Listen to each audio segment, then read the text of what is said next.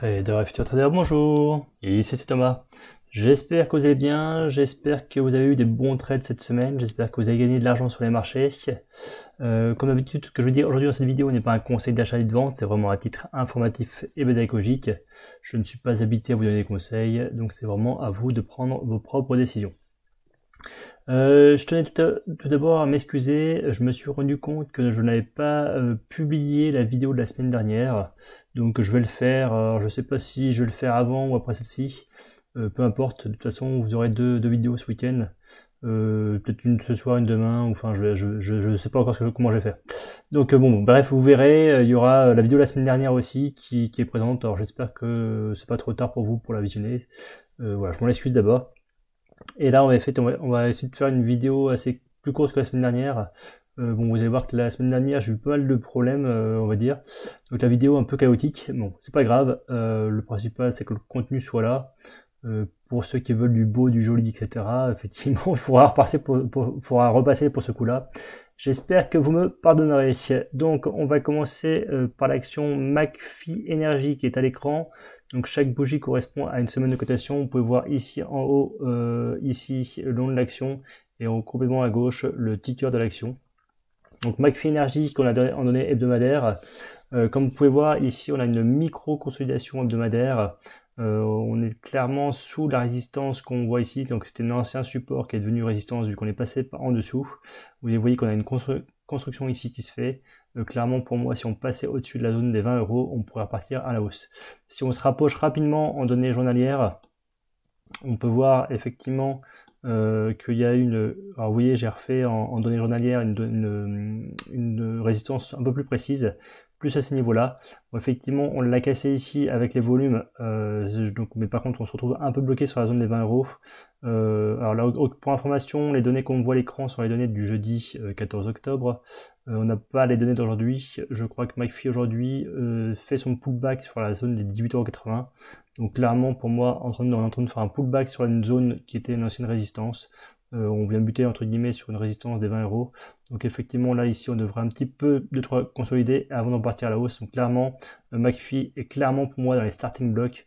Donc vraiment action à surveiller et vraiment éventuellement à mettre dans votre portefeuille si elle vous intéresse. On va passer à l'action suivante. Donc juste vous allez voir que l'action suivante ressemble beaucoup à McPhy. Donc là vous voyez la petite construction ici qu'on a sur McPhy. On va passer sur l'action suivante qui est Neoen.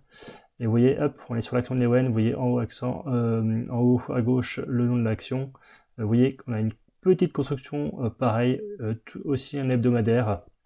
On peut se rapprocher si vous voulez, mais ça ne donnera pas grand chose de plus.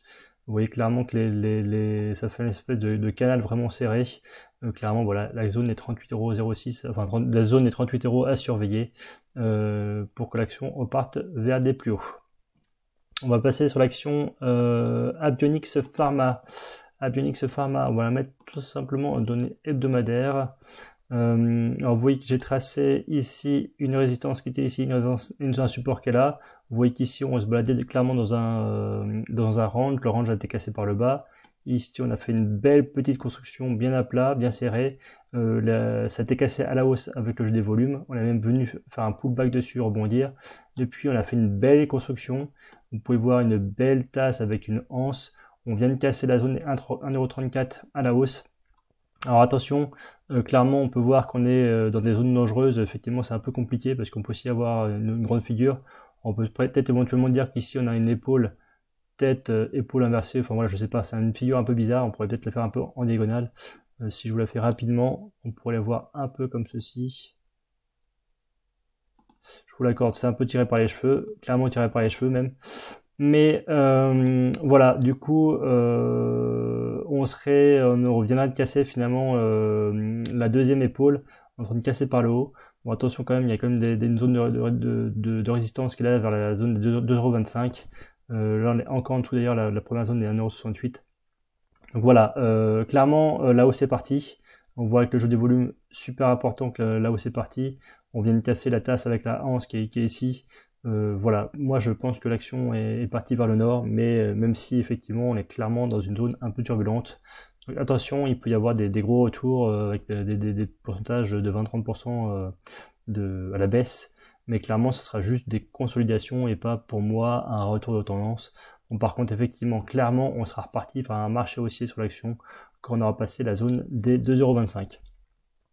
On va finir par l'action Biozinex. Avant de passer sur l'action Biozinex, je voulais quand même vous rappeler que j'aime bien les likes, donc n'hésitez pas à liker la vidéo. N'hésitez pas à vous inscrire sous la vidéo, il y a un lien, à vous inscrire à la page Facebook, le lien est sous la vidéo. N'hésitez pas non plus à vous inscrire sur mon compte Instagram, donc thomas.moreau.trading. Et on va enchaîner tout de suite sur l'action Biozinex. Alors, l'action Biozinex, je vous rappelle qu'aujourd'hui, on a les données du jeudi 11 octobre, on n'a pas les données de vendredi. Je sais qu'aujourd'hui, sur l'action Biozinex, il y a carrément une mauvaise nouvelle sur les ventes. Donc l'action décroche très fortement, je crois de 20-30%, je sais plus exactement. Donc du coup, on est vers les 16 €, quelque chose comme ça. Donc voilà, les cours finalement ont cassé le support qu'on voit ici. Mais je voulais quand même vous présenter l'action parce que on voit un peu les figures qu'on a pu tracer. Clairement, moi sur l'action Biozinex, j'attendais que ça casse finalement cette résistance oblique. En l'occurrence, ça vient de casser le support horizontal. Donc maintenant, il faut plus prendre position. Clairement, de toute façon, l'action, là, il y a eu une mauvaise news. Donc il est fort possible que ça parte un peu vers le bas. Donc finalement, pour l'instant, il faut attendre que ça se passe et avant de faire une nouvelle construction. Donc maintenant, il faut être patient sur l'action, mais voilà, clairement, je vous montrais que voilà, moi j'étais prêt à acheter finalement la hausse. Là, finalement, le marché me dit le contraire. On vient de casser le support. Donc il faut pas acheter. Je vais quand même juste me rapprocher pour vous montrer un peu ce que j'ai pu tracer aussi en données journalières. Donc on retrouve le grand triangle. Vous voyez toutes les zones horizontales que j'ai pu tracer. Et vous voyez qu'effectivement aussi j'avais aussi tracé ici un triangle asymétrique descendant, ou un biseau plutôt descendant. En l'occurrence, bah voilà, j'espérais que ça parte vers le nord. C'est pas partir vers le nord, visiblement c'est pas par le sud, mais à cause d'une news sur les ventes. Voilà. Par contre, effectivement, comme vous pouvez voir ici, il y avait vraiment une bonne petite zone d'achat. On était à la fois sur un support ici horizontal et aussi à la fois sur un support oblique. Donc il y avait une petite zone d'achat ici, mais clairement c'était un trade très très court terme, parce que clairement ce qu'il fallait viser c'était le haut du biseau. Voilà, on est arrivé sur le haut du biseau, il fallait revendre, donc c'était vraiment un trade très très court terme. Voilà, j'espère que la vidéo vous a plu, n'hésitez pas à la liker si elle vous a plu, n'hésitez pas à vous abonner, je vous souhaite de très bons trades et à très bientôt. Allez, ciao.